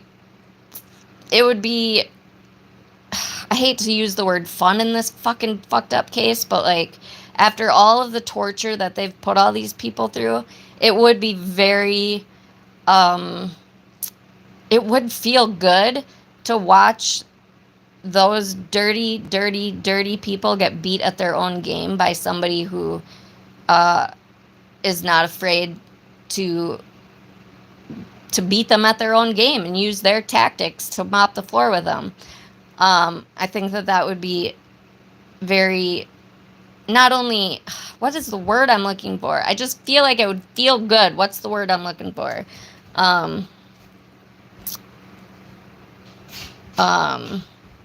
Like rewarding, kind of. That's still not the right word. Gratifying. It would be very gratifying to watch that happen. And it would be very gratifying to watch this guy put Turtle Boy in his place. I would love to see that. So if this guy's in Massachusetts, I really hope that he can get somehow involved in that shit, because it would be really, really fun to watch. But yeah, I think that Hank Brennan is going to do it classy, which is really, I think, it's the best medicine. I would like to say that I could stay classy all the time, but you just can't. I did for a long time, and then I'm like, nobody pays. They will not give you any attention if you're classy. If you come in there and act polite and with respect and offer to have a respectful conversation, you can't. They won't. They absolutely ignore you, shut you out of the conversation, block you, like just delete your messages. And so I'm not afraid to get nasty just to get their fucking attention. And I also speak my fucking mind. So, I always say I have the mouth of a sailor, but the heart of Mother Teresa, because it's true. And I am not afraid to stand up to bullies, and I am not afraid to speak my mind. And I will never not tell you what I think.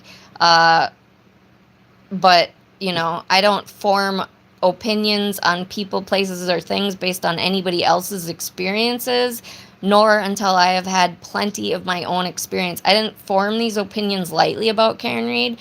I didn't come into this trial thinking that she was a crazy bitch and the Commonwealth obviously was in the right and she was guilty. I actually came into this thinking she was probably innocent and there probably was some corruption.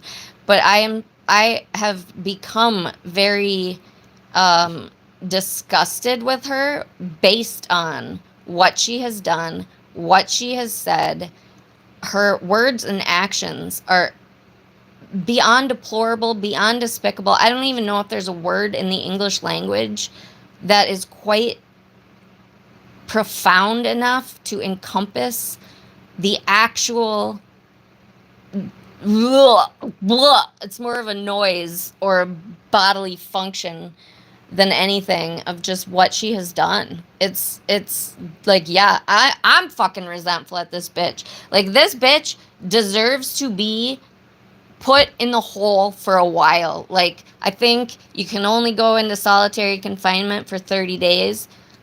So I feel like that would be a good start, I don't know. She needs to be held accountable. And yeah, I'll be honest, I'm clearly biased at this point. I have formed my conclusions. It is okay for me to have opinions and conclusions, and I'm not basing my opinions and conclusions on anything other than the facts and evidence and court documents and intellectual discourse with other rational human beings that have brought me to this place of actual disgust, and my very, very strong opinion that this woman is a dangerous, just narcissistic psychopath, and she is a murderer, and it's just a fact, and it has been proven in the court of law. Just because the jury did not come back with the guilty, in legal terms, yes, she has not been proven in the court of law, but the facts are there to find, and the facts are there that prove beyond all reasonable doubt, beyond any doubt, that this bitch is guilty. And it is my also very strong opinion, and this is where I disagree with Kevin. I definitely, without a shadow of a doubt, second degree all the way. This should not be brought down to a manslaughter. And all these assholes that say this have not looked at all of the facts and evidence. Because the only thing that you need to, I mean, what I said earlier, if you only knew one thing, and that one thing was the tech stream data from her vehicle that shows that she was driving forward and then all of a sudden threw her car in reverse, 24 miles an hour, 62 feet, 75% of the accelerator pushed down, all the bells and whistles in her car were working, the anti-lock brakes were working, all of this stuff was happening. That is not an accident. It is not an accident. And whether or not she did that in like the heat of a moment type of thing, that is second degree murder. And then whether, I would love to know what that vehicle did, because I very strongly believe that she knew she hit him. Part of me feels like she knew he was laying there and that she just assumed he would get up. I don't know. But I really hope that they get all of the evidence from that new chip thing that's going to hopefully give us all the car data and show us what that vehicle did after she hit him. And then also, like, if we can figure out, I don't know if there's a way to know, like, if she went back to the house that morning, because I really do feel like the vehicle that Lucky saw was her vehicle, which means that she was there that morning, which means that she knew where he was that whole time that she went to McCabe's house and then went back to John's and then went back over and that's how she knew where he was. I'm very certain of that, as certain as I can be without actual, like, videotaped evidence of it. And I don't know if the car data is going to be able to tell us that, I don't know, because I think, like, the key cycles and stuff, it happens when, it gives that information, it records 5 seconds before and 5 seconds after when something abnormal happens. So if she's just driving around and she's stopped and she's, maybe she stops for a couple minutes or something, like, that's not abnormal, so I don't know that would be any kind of readable data. So I don't know that we'll know anything for sure about the next morning, other than the fact that she's calling people saying that he's dead and that he's been hit by a snowplow, and she is, completely losing her mind, and everybody's staring out the windows trying to see if John could be over at the Albert's house, and she sees them before anybody, and they're still looking, they're watching her. They still think she's crazy. I mean, they can't see him. So, I mean, I feel like without having an actual videotape of her going there, that's about as close as you can get, which is like, that's how the court of law works, really. Like, it is, cases are built on circumstantial evidence. But you don't even have to stretch it that far. You do not have to even presume any of that shit for this to be second degree. If you just have the tech stream data that was brought out in the first trial, that is second degree. And that is impulse control shit. Like, if it was like borderline personality shit where she doesn't have impulse control and she just was rageful and saw red, which I've said a million times and I'll say it again, the conversation in America about this topic should be domestic violence and about women who kill and about the fact that men can be victims of domestic violence, and this is one of the worst case scenarios of when they can actually be murdered. Whether it was, I mean, I don't believe that Karen went out that night thinking, well, I'm going to go meet up with him and I'm going to kill him tonight. That's not, I don't think. Like, I don't think that that's what she ever thought. I think that she got pissed off. He probably told her to kick rocks, that he didn't want her there when he got home. She got pissed off and, had a borderline personality impulse control moment and saw red and reacted, and that's all you need for second degree. That's it. You can have premeditation can happen in 1 second. It doesn't need to be 1 hour, 1 day, 1 month, 1 year of planning.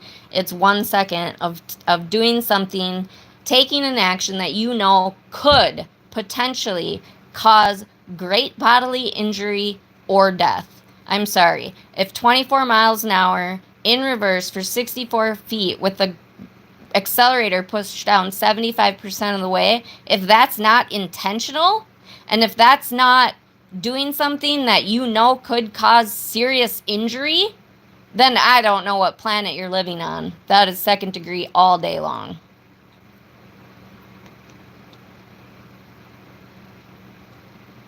This killer.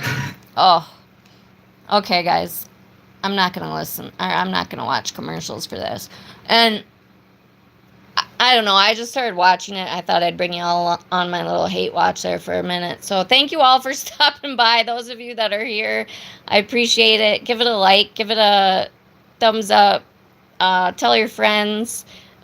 This is probably my worst stream, really, because I'm super tired and not feeling well. And I'm all over the place. But, you know, I just felt like sometimes I just feel like I need to vent. And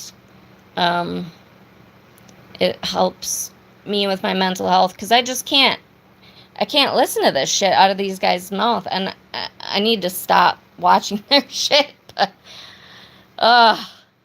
sometimes I just need to and really it's like I want to help people out there to recognize that this is what is happening on the majority of true crime channels on YouTube, and it's not about seeking truth and justice. It's about filling people's pockets with money, and a lot of really dishonest people with no integrity are launching these conspiracy theories and innocence fraud campaigns and all this crazy crap, and it's hurting a lot of innocent people. And that's really what I want to draw attention to, so that people, first of all, like, can arm themselves against it, because I do seriously feel super bad for the people that have literally been brainwashed and are gonna start to come out of that fog and realize how much money they've sank into these people. People have lost their jobs, and relationships have been rifted and torn apart because of this case. And to realize then that they've invested all this time and money into this woman, to realize that she's a psychopathic murderer, it's going to be a very hard thing for people to accept. And like I said, some people never will accept it, but I think that people that are actually intellectually honest with themselves will have to come to terms with it. And that will be a very difficult thing to do. So I want to help people know that you know, there are people that stand with the O'Keefes. Like, if Turtle Boy, well, he would be an extreme case, actually. If anybody from that side, if Sean McDonough came over and said, you know what, guys, I've been wrong, I was fooled, I was awful, I made really bad judgment calls by talking bad about the O'Keefe family and these other families, and if he, like, you know, owned his shit and made a heartfelt apology, I mean, I would cry and cry and cry out of actual, like, gratitude, and just, like, nobody that stands with the O'Keefes would be mad at anybody that came out of this spell. I really, I mean, yeah, there might be some leftover anger or something, but I feel like not really, because it's refreshing when people can admit when they're wrong and can say, you know what, I can see the light now, and I was wrong, and now I see it.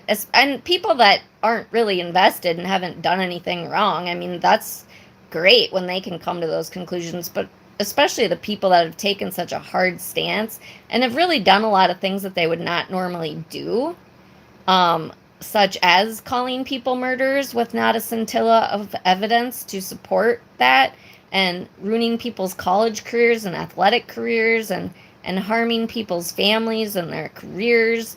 I mean, it's a lot. There's been a lot of damage done to a lot of people in this case, and that's what's really sad to me. And the other part of it is it scares the shit out of me, because it makes me feel like we are literally living in a society of sociopaths. Because if people can just treat each other with so much vitriol and hatred over a disagreement about a case, like, that's scary to me. And if that's how people are going to act, in the society that we live in, that's a scary proposition because, you know, eventually, you know, each generation has their own unique problems, right? Like Generation X and Y and Z and, you know, boomers and all this shit. You know, we each have our own little plights in our generation. And it's really scary because if it continues on this path, it really feels to me as if that's where it's headed. Like we are going to lose our democracy and our sanity, and we are going to be living amongst a bunch of sociopaths who have no empathy for the human beings. They don't know how to communicate. We don't know how to disagree. We don't know how to learn. We don't know how to evolve. We don't know how to be adults and take responsibility and have integrity. And I don't know. I mean, this is what's happening in social media. So I'm not a social media person, really. I mean, I started this channel just because I wanted to stand up for the O'Keeffes, really. But so I don't know. I mean, I don't know if social media is a reflection of the society as a whole, but I mean, the generations that are coming up behind me, that's all they do is social media. So I don't know. But there's plenty of people that are on social media that don't get involved in this crap. So I don't know. It's just a whole nother philosophical conversation about the state of society. So let's see.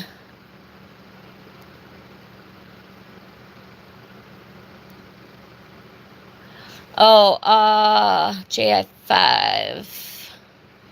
Yeah, I did see that text somewhere too where she said she thought she clipped him. I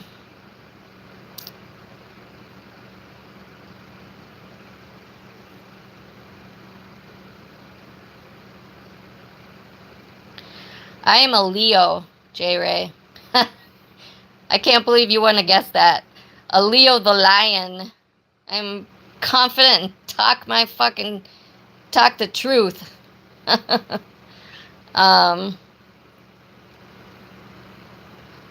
was verified she said she did a 3-point turn before driving off. Yeah, I mean, there was a lot of shit that was said at the arraignment that all these people in the cult want to say that, well, yeah, Yannetti just said that because he hadn't had a chance to talk to Karen yet. Everybody heard in the, I can't remember if it was Nightline or 2020 where she said that her and Yannetti read through the charging documents. So they read all of that shit. So she spoke with him before she went in front of the judge. I mean, you're not going to hire an attorney like Yannetti and not have spoke to him before you go in front of the judge. So all this shit about it was an accident and they're overcharging her and da da da da da. And that was just when she had the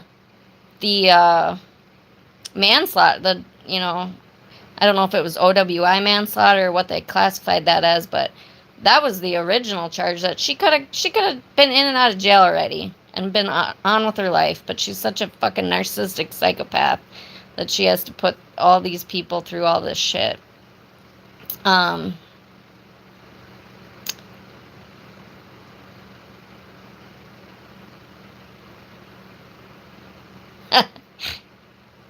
JI5, hell yeah.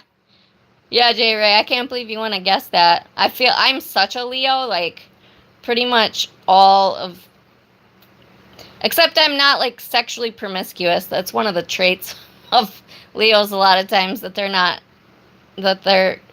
kind of promiscuous. That's one of the things that I'm definitely not that, but I'm very loyal, and when I believe in something, I stand up for it. So yeah, so you will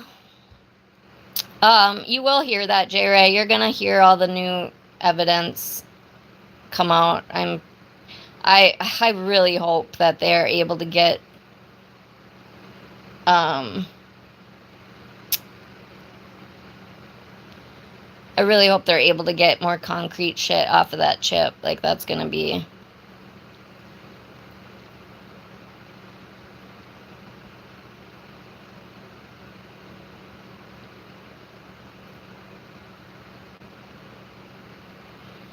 Karen is a Virgo.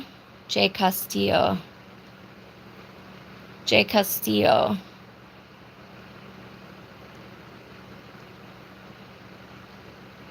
Oh my gosh. Wow.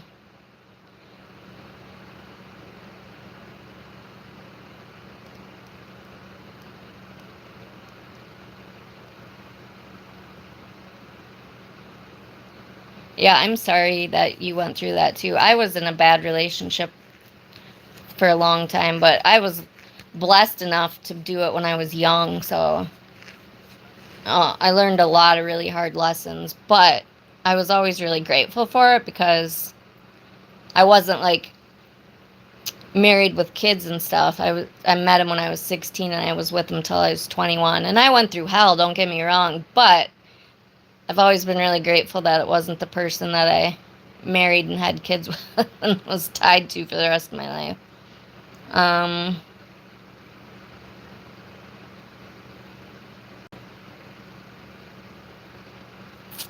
Sorry, I'm just trying to read comments here.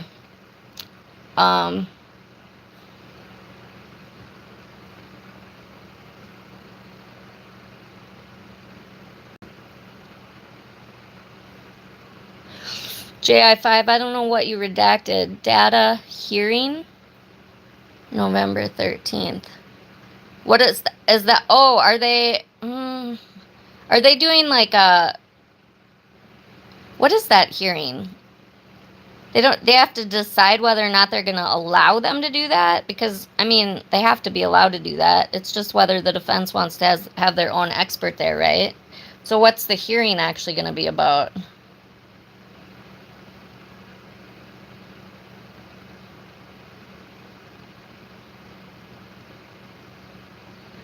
Dad's phones, etc. So Judge Canoni has to decide if, like, basically, is she having to decide if they can get search warrants for all the rest of that stuff? I mean, they should be able to subpoena all of her family's phone records and all of that stuff, I would think. I mean, it's not like they have the privilege of marriage. But, I mean, I guess, you know, warrants always have to be signed off by a judge. So, I mean, that makes sense, but I really hope that Judge Canoni is able to kind of feel like she doesn't have to be so pro-defense this time. Because, I mean, I don't think I think she was so confused on what was actually going on. Like, I wonder if she still really knows. I'm sure she does, because she had to be looking into it on her own time to try to figure out what the hell was happening. But she was really letting the defense get away with so much. And I can't understand why she didn't allow all of this evidence from the Turtle Boy arrest and how Karen was so intricately involved in that. I mean, there wouldn't have been this whole Turtle Boy saga if not for Karen Reed's psychopathy. I mean, she's the one that fed him all this shit. So I don't understand why that wasn't part of this trial. So, I mean, I really feel like, especially with her family, I mean, her family are the only people that that I'm sure know the whole truth. I mean, I would think they do, maybe, as much of the truth as she's ever willing to tell anybody, but that'll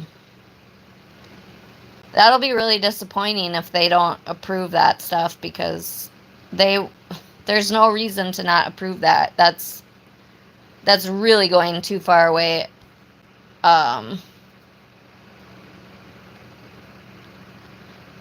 Away from a fair trial if they don't allow that stuff in, and that's my opinion. I just can't. I'd like for a CW attorney that practices there to be able to answer some of my questions about that stuff, because I don't understand why she didn't admit the FBI stuff and the witness intimidation stuff, and why they didn't bring in the interviews that she had already done. I know they tried to get Gretchen Voss's notes, and there was some issue with that, and all that stuff is so important, and it gives all the context that I think would have helped everybody understand what the hell was going on better. But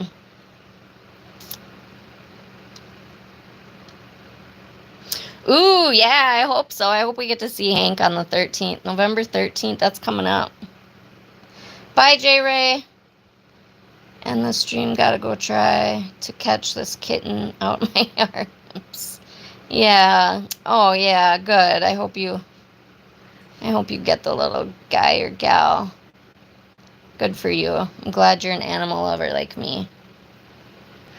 Okay, well thanks for being here, guys. I appreciate it. I really do, because I feel like I'm yelling into a void a lot of the times when I get so frustrated with this stuff. So I really appreciate having people here that'll participate with me. I wish I knew how to be able to bring people up on panel, because I'd love to be able to do to actually talk with you in person and not have to read and type and stuff.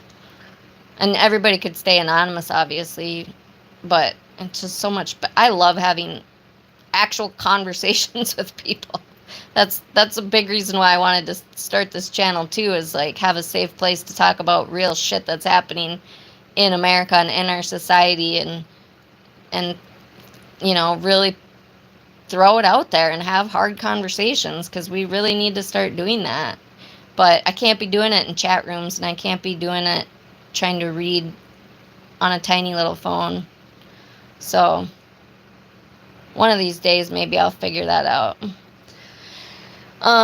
Okay guys, thanks again. Have a wonderful night. And I will maybe talk with you soon, hopefully. Love y'all. Mwah. Bye-bye. Good night.